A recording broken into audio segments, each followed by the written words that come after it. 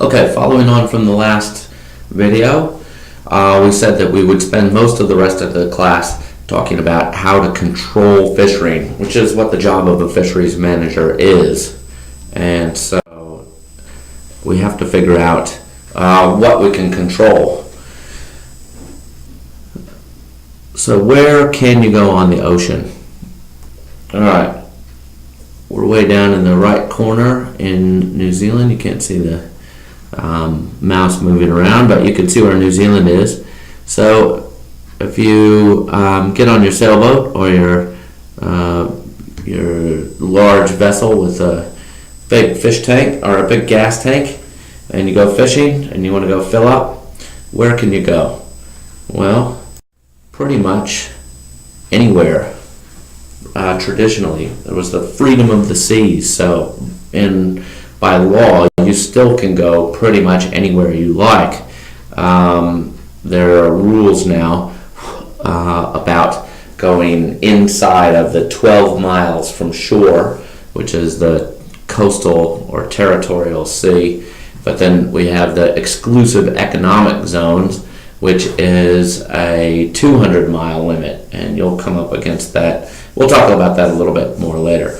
But originally, the first zones were 3 miles from the coast, and that was to stop naval bombardment, because that was the distance a cannon could fire. So that was to stop ships from going within 3 miles and bombarding towns. So here we go. Here's some naval bombardment. Who owns the ocean? Well, if you can go anywhere, does that mean that you own it? Well, really, it's just whoever has the power to enforce to tell you whether you can go or not. And so, according to treaties and maritime law, essentially all of us citizens own the ocean. All of us citizens of the world own the open ocean, and here in New Zealand, everybody owns the area in the exclusive economic zone out to 200 nautical miles from the shore.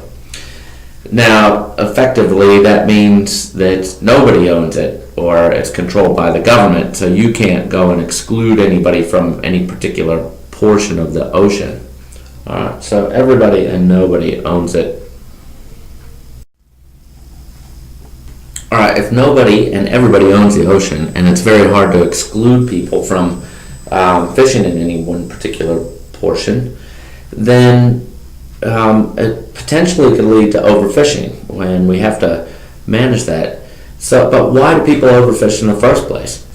The question then is there ever a time when it makes sense to stop catching fish you can sell? If you can go out and put a pot down and catch a crayfish and you can sell it and you make a profit, why would you ever stop or limit your catching ability or limit your fishing effort?